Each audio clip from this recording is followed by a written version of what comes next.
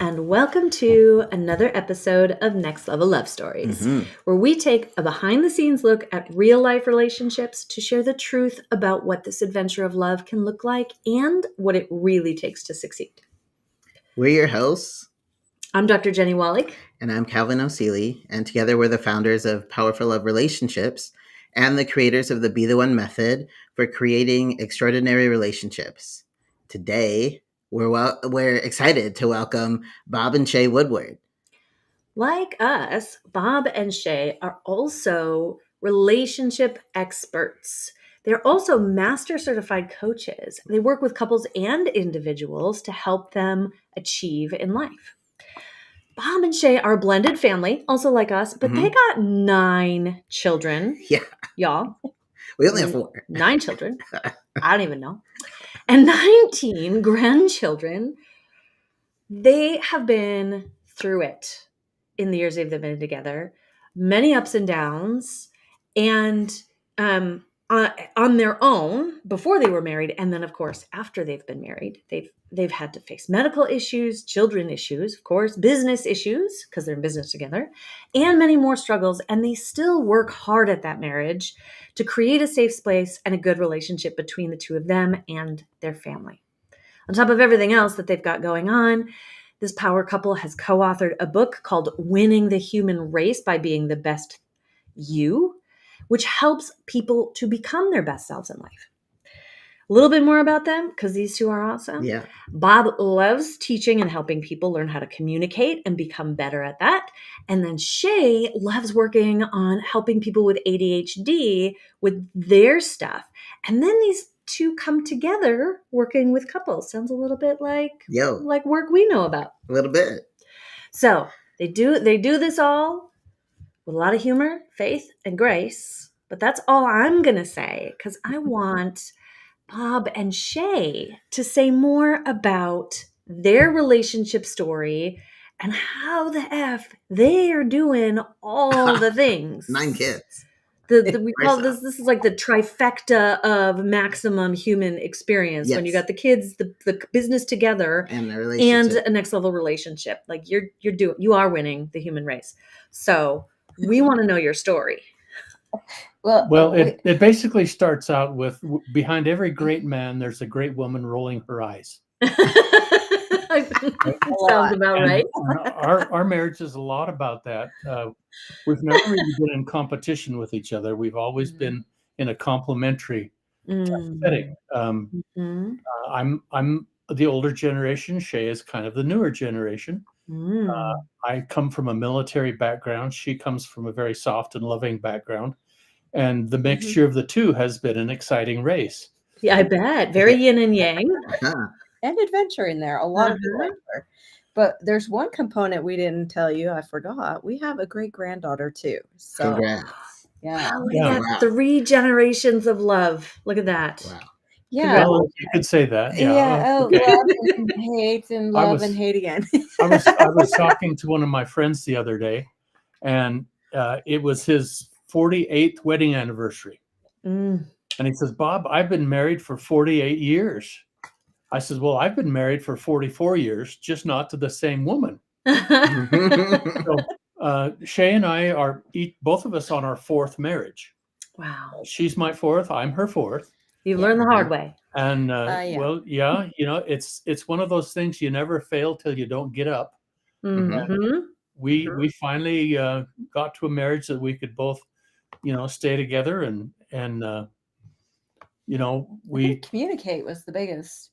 We actually learned along the way how to communicate with the opposite sex. I mean, let's be real. The way we think of things and the way that men, women and men's thinking is just very different. And on top of it, coming from 2 different households, like he said, he came from a military background. I came from a non-military background. This was just my inner home, but then there was some in our relatives. But how do you do soft and hard?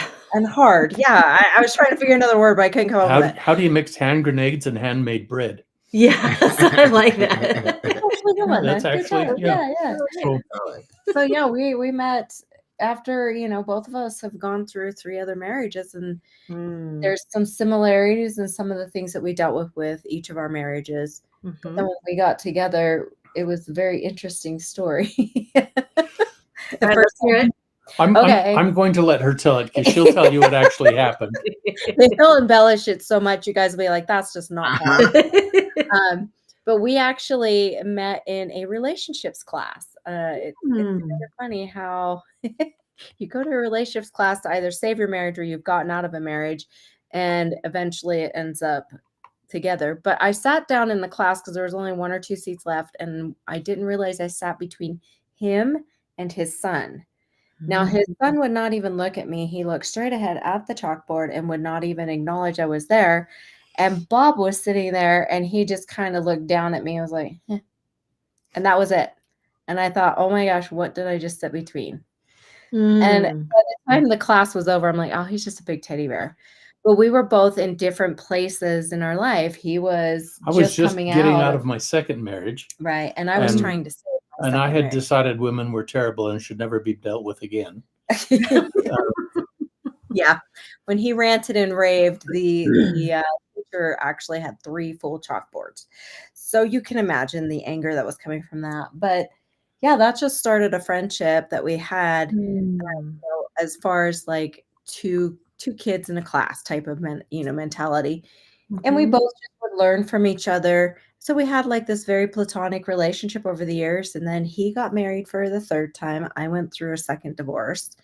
And so then he stayed in that marriage for a while. I got married for the 3rd time, and after my divorce, and we both got divorced then from our 3rd marriages, and reconnected in the class. And the instructor came to us and was like, I'd really like round 2 of the class. It's still the same class. This is round 2 of the class. You so you're still in the class? The whole It time? was more like round 6 or 7. Yeah, because he would go and then get bored, and then he'd stop going for a while. Super ADHD. So we're all in varying degrees of that in this house. Yeah. It's kind of fun. But yeah, probably 6th, 7th round for him. By the time we both really started talking to each other, I had become an instructor in the class and was teaching the class and also writing a lot of material that was being used in the class. Okay. And so I would teach a lot of the classes, and she was on her 3rd marriage, trying to make it work and put it together and all of those things. And finally one day I just looked at her and I said, look, it's very simple. You either have to get busy living or get busy dying. Right. And this marriage is either going to work or it's not. There's no hope for it anymore. I was so mad at him. I was like, who do you think you are? Called you out. Right? Well, it was one of my more strategic moments, I guess, if you would say. I was trying to be as nice as I could without telling her that she was just a dumbass and that she needed to get out of that marriage. Wow. But I was trying to be nice. Yeah, that military side. But the instructor came to us and she's like, okay, Bob, you're already teaching. I'd like you to work with Shaye. We want you to both teach this relationships class. And I looked at her and I was like, you do realize that we both have 3 marriages we've we've divorced from. Why? And she's like, because you guys know everything that you're not supposed to do. So maybe you can start teaching them what not to do to start working in their relationships. And that was interesting because it was more of a don't do as I say, don't do as I do as I say. Yeah, kind of. Yeah. And then we started working on some lessons and stuff together and started dating and yeah, and the rest is history. So and here we are. That's almost amazing. 7 years later. So yeah. So how long have you 2 been married now together? 6 going on 7 years. Yeah. Wow. In April it'll be 7.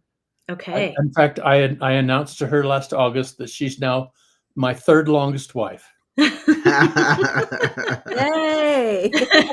You made it past milestone 1. She's moved from number 4 to number 3 in longevity.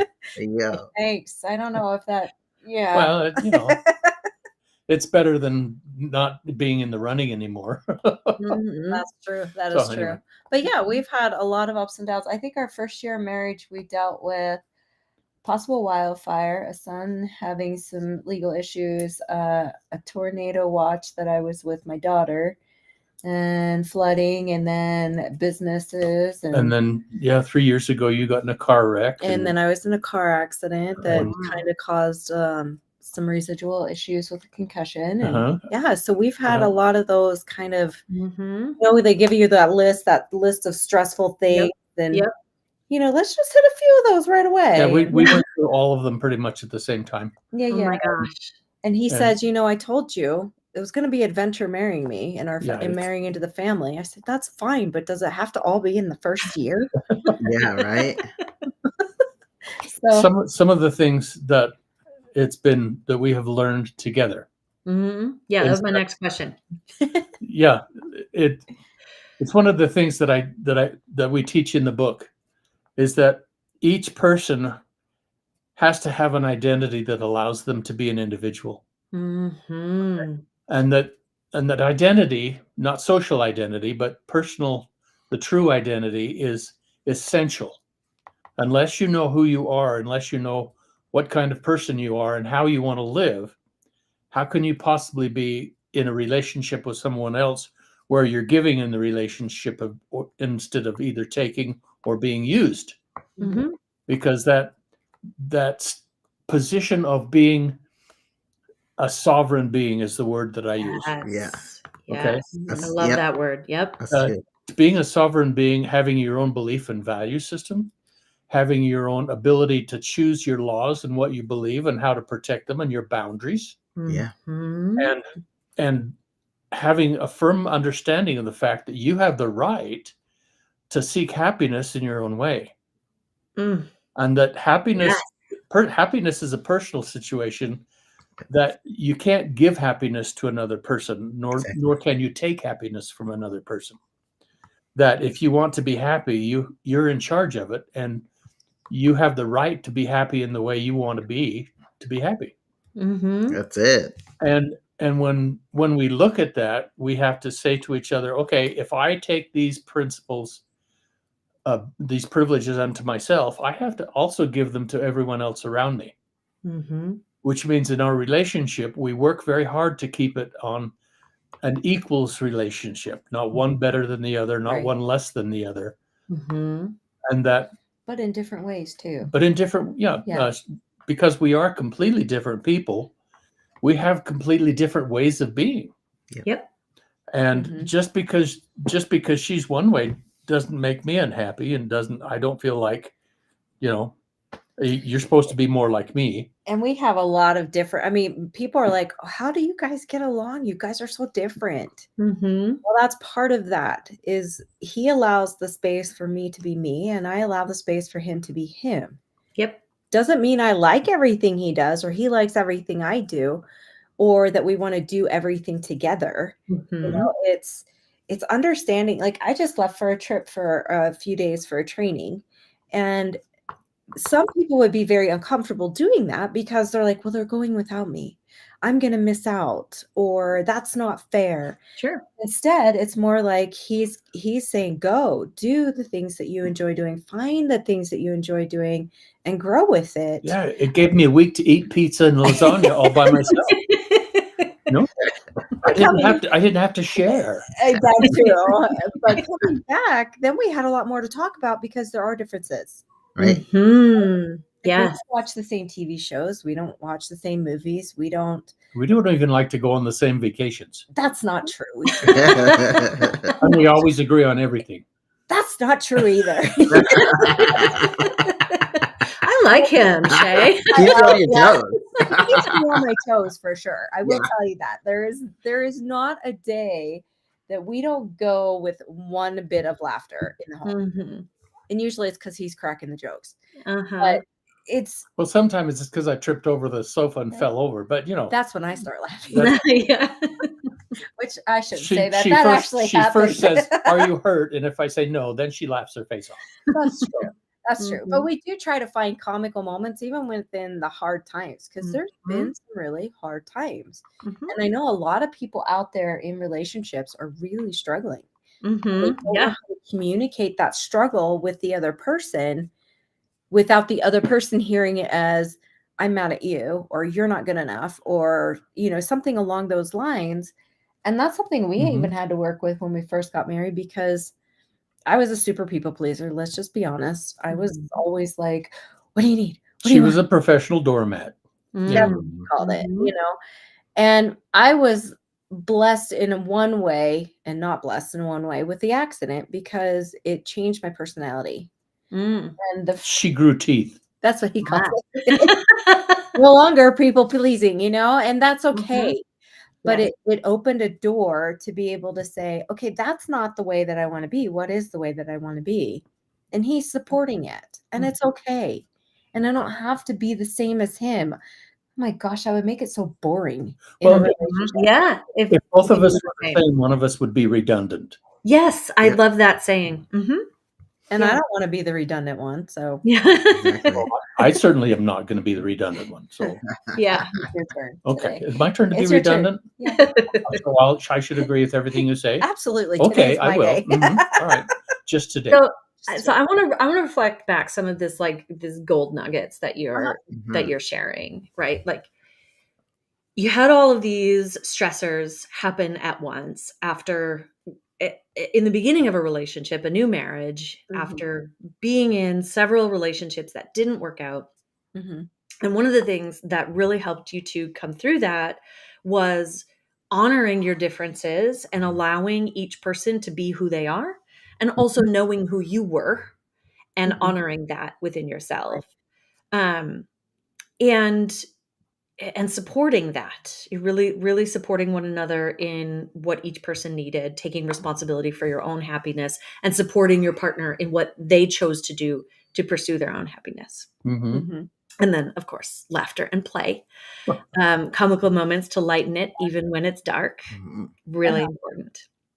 It does, yeah, a lot. And you've talked a lot about, or well, you've mentioned communication a lot, right? Like it's sounds like it's a really strong point of what you all have learned, what you're teaching other people, and you named what we also experience, which is that when people are going through a hard time, they're really challenged or stressed out, they can often struggle with how to turn toward their partner with that, without their partner perceiving like it's my fault, or I'm a failure, or you're mad at me. Being blamed in some way. Right. Yeah. So what did you two learn about how to navigate that, how to be with one another through those struggles and communicate in such a way that you're not activating the defensiveness of your partner and instead inviting them to be an actual support? There's one thing that we have used that we learned in some of the classes that we took. There's a statement that says, to tell is to preach, to ask is to teach. Okay. So rather than make a statement like, you really need to do this, or this is a problem that you have, which is, it's not only aggressive, but it's off-putting to people. It puts them on the defensive. Yeah. You ask questions. Yep. Okay. You told me to do this. What is your intent? What did you want me to do? And start asking questions to get them to answer the questions. And what that does is you can actually ask questions that bring up in their mind some idea that they may not have thought about. Like, did you think about asking a question? My mind draws a complete blank at the moment, but I'm actually very good at asking questions of people when I want them to come to an understanding of something without telling them anything. Because you ask them, and a lawyer would call them leading questions. Okay, where you ask a question that you know the answer to, or that you think you know the answer to, and then have when the other person answer it, that tells you what they're thinking. And as you ask questions to move that conversation for two purposes. One, the first thing in communication is you must first understand. That's the number one rule. Seek to understand. Yep. Yes. And the second rule is seek to be understood. So in the first rule, you have the responsibility to find out what the other person is actually saying. Get them to explain it to you. You can ask them questions about what they're asking, what they're saying to you, and see if what you got out of it is what they're trying to say. Mm-hmm. Because there's always a thing that says, what I think you said is not necessarily what you wanted me to hear. Mm-hmm. And that's a problem that a lot of people have, because your understanding of what you said and what my understanding of what you said is going to be two different things. Always. Yes. Just about. By asking questions without taking offense, with asking questions to seek to understand, and then ask questions to help them understand what you're talking about and seek to be understood. Mm-hmm. And if you follow those two, that is basic communication in whether it's a marriage, a friendship, a business, a religion, whatever. Yes. First, seek to understand, and second, seek to be understood. Too many people want their chance to say what they need to say Yes. without ever knowing what's being said to them. Mm-hmm. And we started with that, Mm-hmm. just sitting down and having a question answer period, Okay. And I'd say something to her, and she'd say, "This is what I got out of that. Is that what you meant to say?" Mm-hmm. I'll go, "Oh no, that's not at all what I meant to say. Let me put it Mm-hmm. this way," and then redo it, and then we could come, and she'd say, "Okay, now why do you think that way? What's important about why you understand what you understand?" Because I seek to understand the way you're thinking. Mm-hmm. We never understand the way people think. Okay. I Yes. mean, I wrote a book that says men are from Mars, women are from Venus. I'm going to write a book that says men are from Mars. We don't know where the hell women are from. Hey. I think it's the other way around. And the women don't know either. So Yeah. So, but anyway, in first seeking to understand, and then make sure that the answers that you give, the way that you talk back, Mm-hmm. gives them an idea of exactly what you're trying to say. Mm-hmm. Integrity is everything. Manipulation is nothing. Yeah. Okay. Because we can either seek to inspire or we manipulate. Those are the only two choices.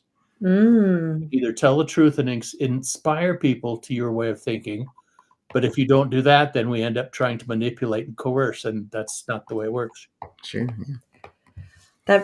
That really strikes me. I have not heard it phrased that way. Like Me we're either either. seeking to inspire or we're seeking to manipulate in our communication, and that those are our only two choices. And I think people experience a lot of resistance to this idea of manipulation. Mm-hmm. But the truth is, if we take some of the stigma away from that word as like, Yeah. Like, consciously being a bad person, the truth is a lot of our communication, I mean, all communication is an attempt to influence another person in some way, right? yes. Mhm. And so if we are like, you're influencing them by inspiring them in their own sovereignty to shift, right? To shift how they're thinking, to shift their behaviors, to shift their perception of you or the situation, or you're trying to manipulate them. You're trying to convince them, you're trying to persuade them, you're trying to force them, and that's not, nobody likes that. Nobody likes to receive that. You see, the difference between the two is the difference of personal freedom.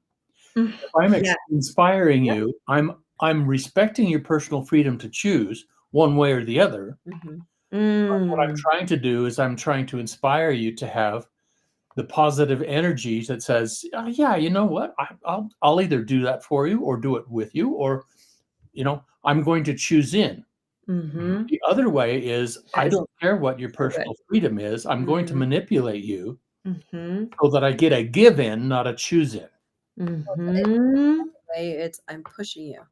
My intent is to push you to get there because I want you there, instead of inspiring them to see what is the possibilities of looking at it that aspect.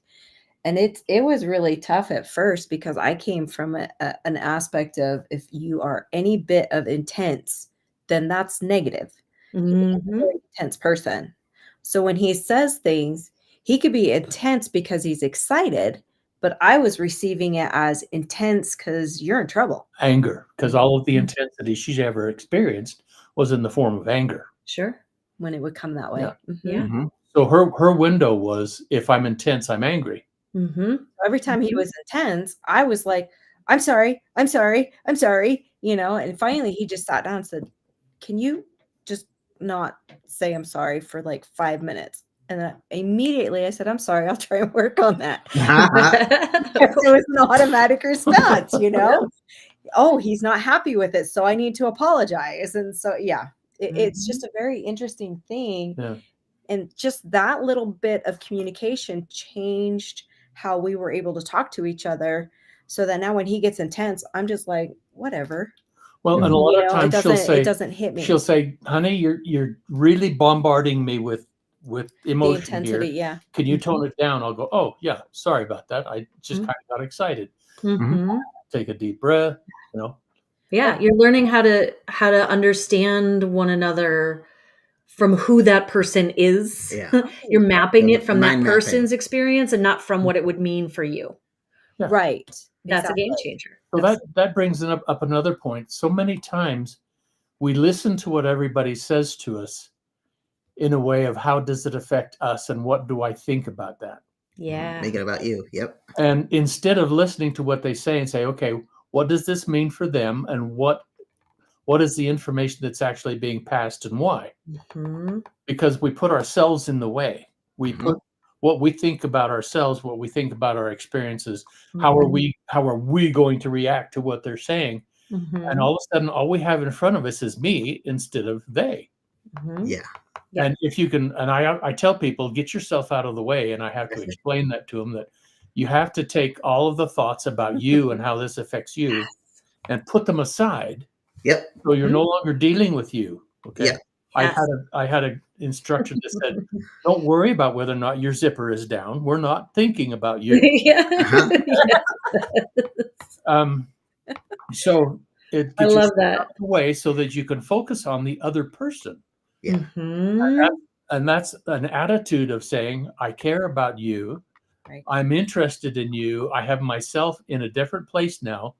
And my focus is on what are you saying? What is it you're needing? How are you feeling? What can I learn? So some people call it grounding. Some people call that, leveling. All sorts of different words mellowing for it. out. Mellowing out. But I just say, get yourself out of the way. Yeah. I say it. Don't make it about yourself. Say that again, Calvin. You what? I say, don't make it about yourself. It's not about you. Yeah. And a lot of people really struggle with that concept. Yeah. Oh yeah. What do you mean I'm making it about? I'm talking to you. Well, you are I'm making it about myself. You're worried about you. Yeah. It's this internal consciousness that needs to get developed where you hold that awareness of what's happening inside your mind and body. Right? Because it's not just this autopilot reaction in communication. It's you actually have to really slow down and tune in to another person. It's like I used to do therapy. When I was having my own stuff going on, I would imagine that like I leave all my stuff at the door. It's like I just had to shut it off. I couldn't be thinking about, I love like whether my zipper was down, right? I couldn't be in that mind space because I had to just leave all that shit to the side and just really attune, center the person that I was trying to listen to, because otherwise it's too noisy. There's too many people talking in here to be able to really listen. And if you're trying to figure out what you're going to say to what they're saying, you're not really hearing them. No. And you're not really listening to the conversation. You're just trying to prove a point, or you're just in a hurry. Like you said, slow it down. Why do you need to hurry into the conversation? And that is a huge thing that we see with people with ADHD, because they're like, their brain is moving so fast. I mean, we're able to do that back and forth because his brain's actually probably moving faster than mine. But at the same time, we're like, okay, hurry up, finish what you're saying so I can give you my answer. I don't ever hear that from him. Oh my God. And so he's also ADHD. I am I'm quite neurotypical. I have this question burning. And he'll be like, you're talking too slow. Yeah. Or walking too slow. It's that same concept when you're Like- walking behind somebody who is super slow in the mall or at the store. You're The Or on the children, road. the children, they like walk out in front of me and then like half pace, and I'm like, "Do you want to be stepped on?" Like, Instant frustration. but the brain's moving so fast and they're trying to get their point out, and you literally have to just bite something. Yeah. Mm-hmm. Well, Yeah. and so as an ADHDer, I know this is kind of both your specialty, because Bob, you live with it, and Shay, you coach it. I'll try to live with it. Exactly. I'm also an ADHDer, and so it's an interesting way of being. It's a lot of hyper focus, but not a lot of control over where it goes, and it creates challenges in relationship with neurotypical folk.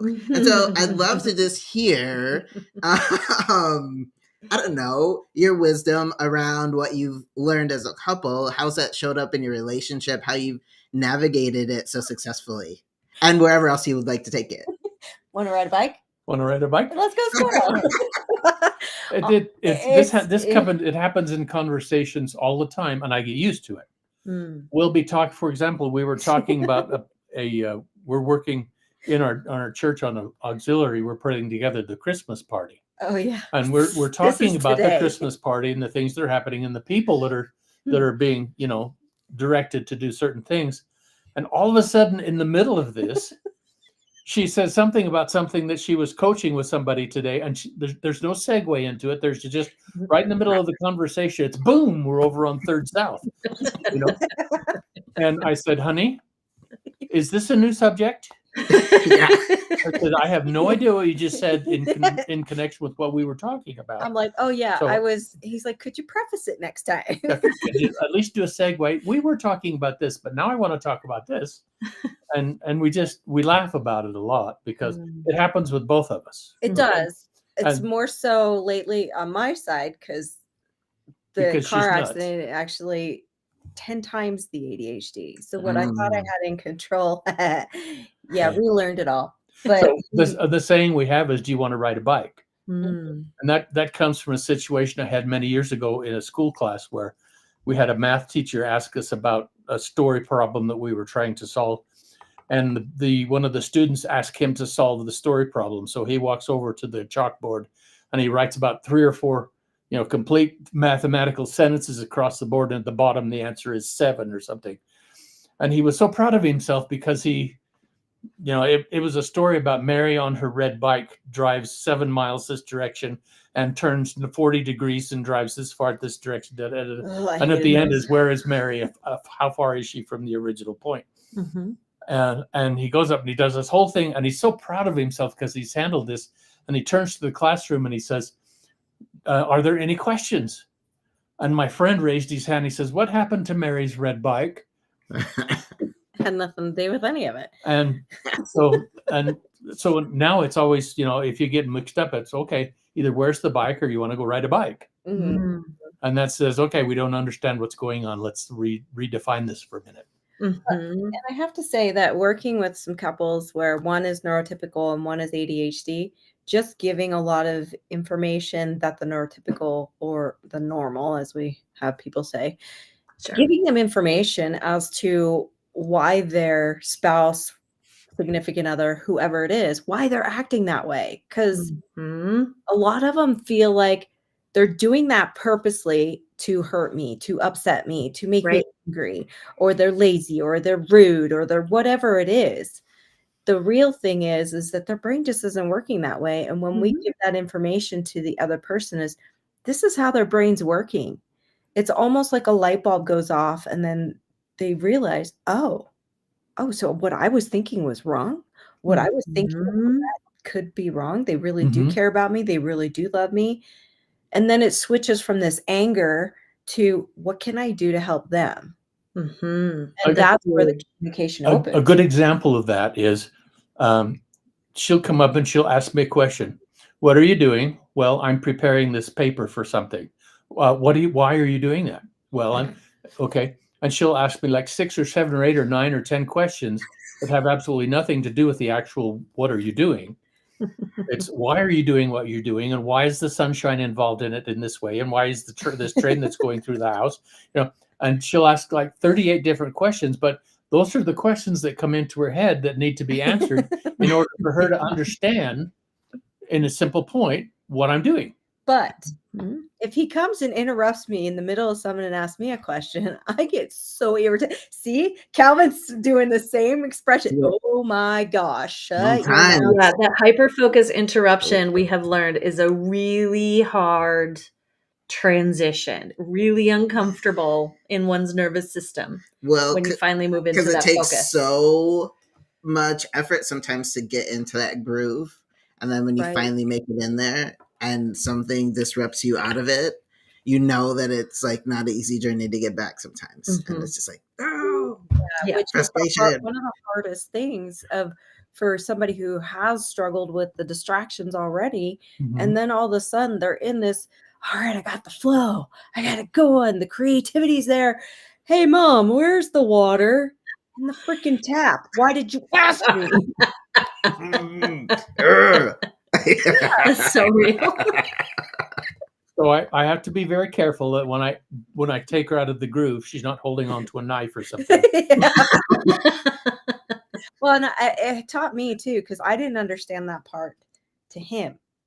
I would just go in and be like, "Hey, Bob," blah, blah, blah, blah, just because it's all in my head and it's coming out, and I need to get it. It's leaking out of her ears, Yep. It's got to go And he somewhere. just sits there and patiently looks at me, but I see like this, tension and tenseness come up, and I'm like, ooh, maybe I need to go back out of the room. I'm sorry, bye. Yeah, back out slowly and don't make eye contact. Yeah. I'll tell you.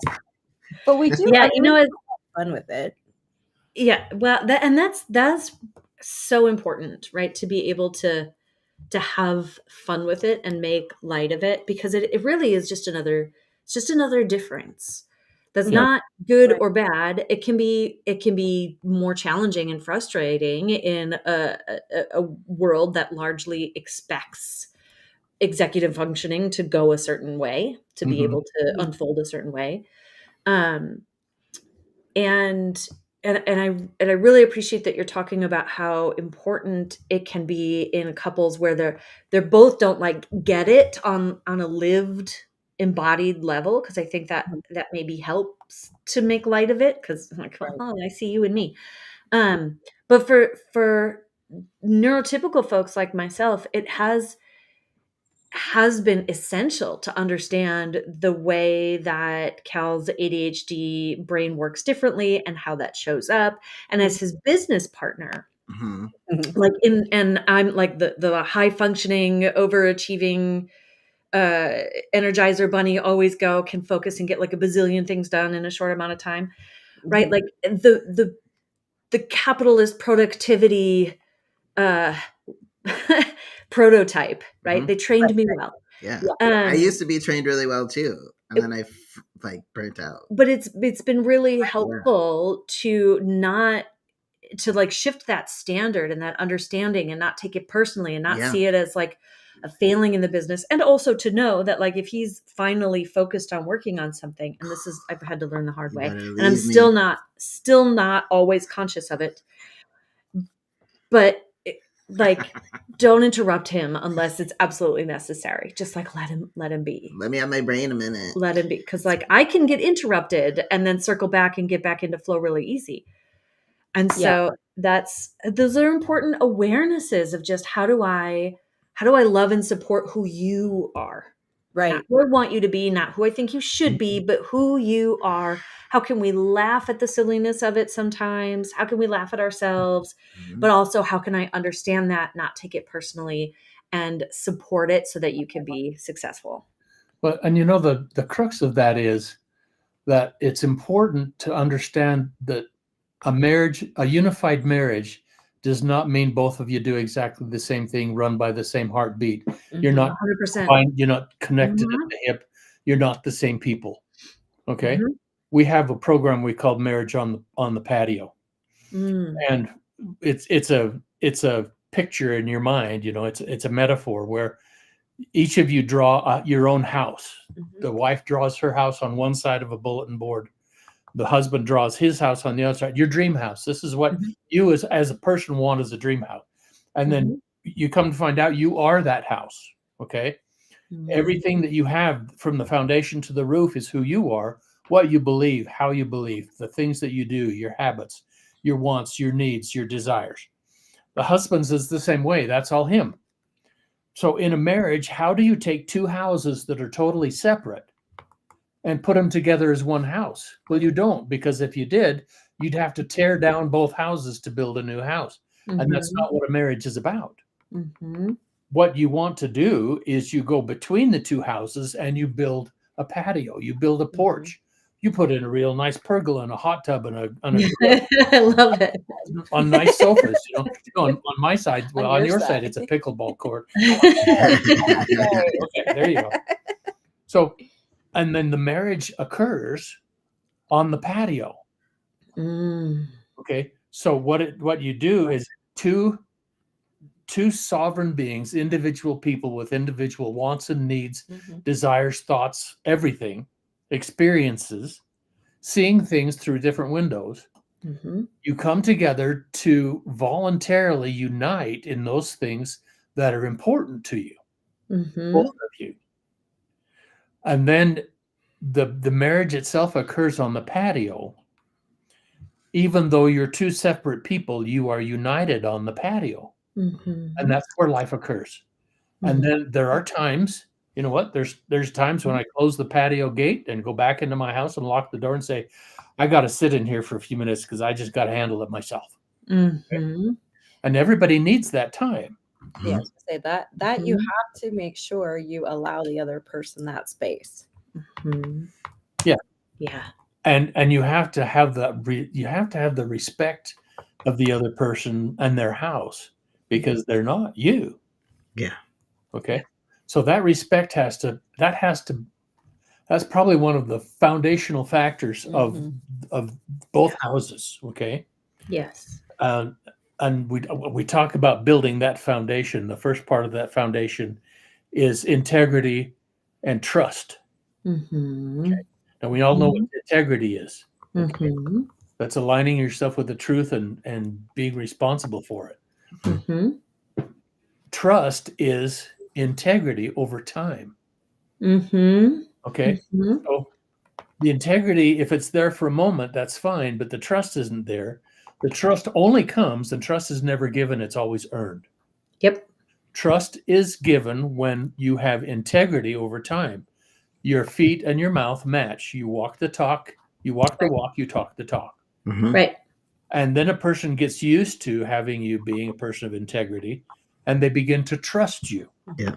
Mhm. Lower the So that walls. first foundational piece is trust. The second is having the respect of the other person, that they are an equal, not above you or below you, and Right. neither are they a possession. Now, this is one of the things Yeah. I feel Definitely. that in so many marriages that are in trouble, somebody owns the other person. Yep. Now, Yeah. it's not always the man owning the woman. Sometimes the Yeah. woman has the man's Oh, absolutely. purse. Okay, Absolutely. so um, it's a matter of an equals relationship, not a one way or the other. Mhm. That respect has to say, I respect this person as much as I respect myself, and Mhm. she deserves to have her beliefs and her Right. desires and her wants as much as I have the right to have mine, Even if you don't like it. even if you if don't like you it. don't agree with it. And we have things that Mhm. we both agree to disagree on. We do? No, Just kidding. no, dear, I believe everything that you believe. Oh, BS on that. Okay, so anyway, and those are foundational pieces, and Right. you have goals that you're both united on, things that you want to accomplish together. You have a relationship that you build Mhm. together, a relationship built on. I use 5 intimacies. I know that they normally say 7 intimacies, Mhm. but you could divide them out to as many Oh, intimacies as you absolutely. want. But unless you have trust, none of those intimacies, Matter. well, they can't exist. Yeah. Mhm. Mhm. Because you have to believe that the other person is going to, when you have when you have verbal intimacy. You have to Mhm. say something to the other person that's important to you, and they will take it as respectfully. Whether they believe it or not, they respect you for having your belief. Right. Physical intimacy you can go into all day long. Yeah. Psychological intimacy, spiritual intimacy, intellectual intimacy. We have different educational levels. She has a bachelor's degree, and I just went to the School of Hard Knocks. Mm. So there's a difference in our intellect. Mhm. I look at something, and if I can't kill it, shoot it, or blow it up, I just want to eat it. Okay. And she has a little bit different philosophy about I'm a life. little more softer. She's a little softer, she'll cook it before she eats it. But the difference in the intelligence level, she has to trust that if she comes to me, I'm not going to say, "Oh, I'm so much smarter than you." Or Mm. if I come to her with a problem, she's not going to say, "Oh, that's stupid. Why can't you figure it out?" Mm. That you have to trust that the other person not only loves and respects you, but has your best interests at heart. Right. And that's the respect that builds the foundation. So two individuals who are allowed to live individually, but voluntarily come together on the patio Mm. to produce a marriage, to produce a relationship. Mhm. And that's where you talk about the hard stuff and then you walk away from it. So you Mhm. go to your own individuality. We don't raise kids the same way. Mhm. Don't, Yeah. we have a lot of difference of opinion in many things, but we can come to this patio, have a discussion about it, and still walk away without wanting to like string each other up. Yeah. Yeah. I call it Doesn't quits. mean that there aren't bad times, Mhm. bad conversations, Mhm. but we learned how to fight, I guess you could say. Yeah, that's a good way to put it. We learned how to fight and Mhm. learned how to fight the right way. It wasn't Mhm. fighting about I'm right, you're wrong. It was fighting about let me be heard. Let's discuss it and then move on if we can. Yeah. And the idea of a fight is not win-lose. Mhm. The idea of a fight is win-win. Yes. Mhm. Okay. Because no matter what, unless you have a win-win, everybody loses. Mhm. Right. 100%. So I want to ask, y'all have learned clearly so much. Get a basket for all these gold I nuggets. know, right? Like this is Most of them are in the book. I was going to say, lovely, good. right? Like Good to y'all, know. we will put the name of the book in the show notes so people can find it, look it up. Now, you can go on winningthehumanrace.com, Okay. and that's where the book is. You can buy the book on that. Perfect. she'll put it in there.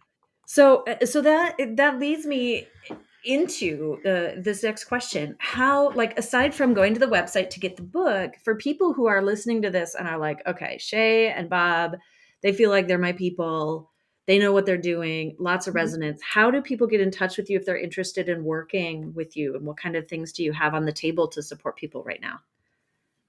You tell yours and I'll tell mine. Okay. Well, first we have the book, which you can get on the website. Mhm.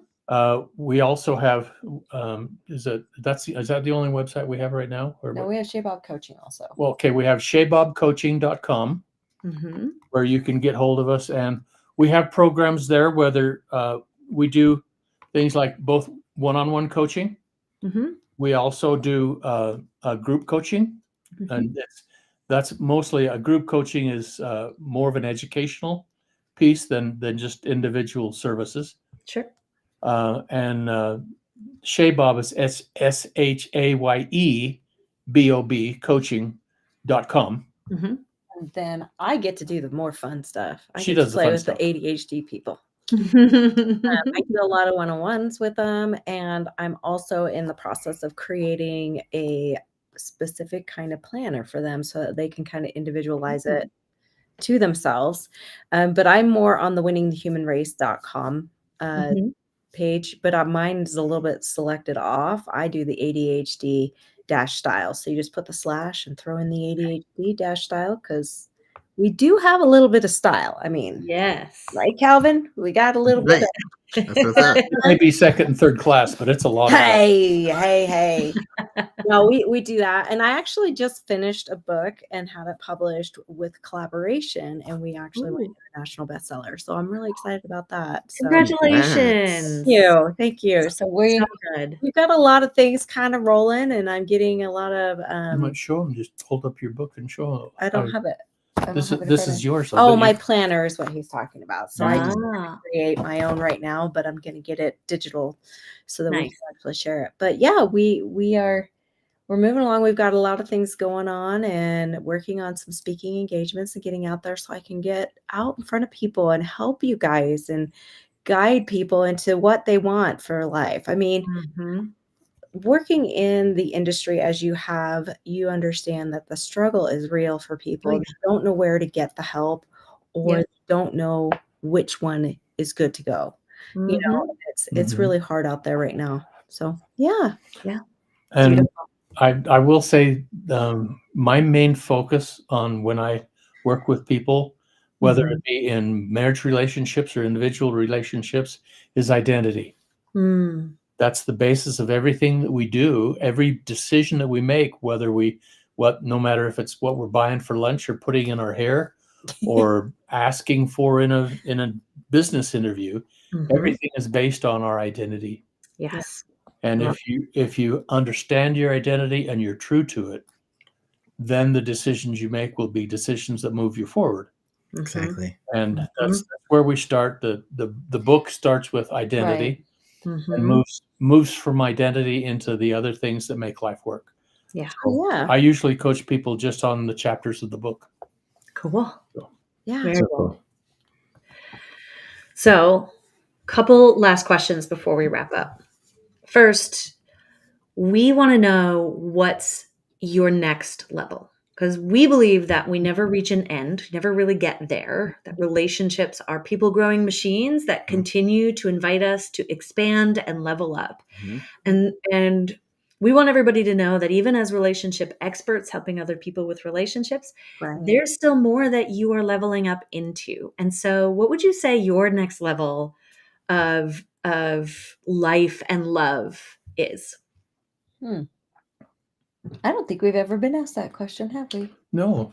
That's a great question. What are we going to do to level up? I don't know. I've got to get more points on the board.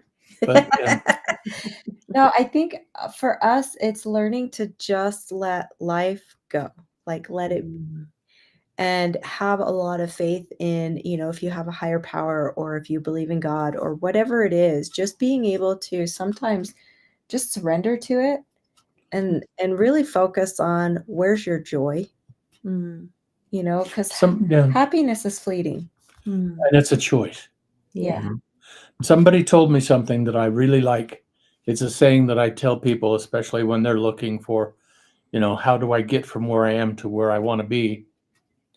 And it goes like this. It says, everything will be okay in the end. And if it's not okay, it's not the end. Yeah. So everything will be okay in the end. And if it's not okay right now, it's because you're on the journey and you haven't got to the destination yet. I love it. Yeah. So that's what we're doing. Awesome. Yep. So last question. What would you take all the money people can send? Yeah. That wasn't the question. Oh, okay. Well, you can dress them up, but you can't always take them out. I was on the toes. What advice or words of wisdom would you impart to the folks that are watching and listening in to this episode? What do you want to leave folks with? You want to go? You go first. Okay. I want to get the last word. Ooh, love it. Okay. Well, for once, I'll let you have it. How's that? Oh, thanks. So kind. I would say the one thing that I would really like people to do is align yourself with reality. Seek to find out what's really true and align yourself with it. What is the truth about yourself? What is the truth about your life? What is the truth about the reality of the world you live in? And by accepting the truth, ye shall know the truth, and the truth will set you free. That's deep. Nice. I get that. And if anybody listening, if that didn't like hit you in your core, sit with it. Hit the 30-second backup button real quick. Yep. Hear it again. Sit with that and let it sink in.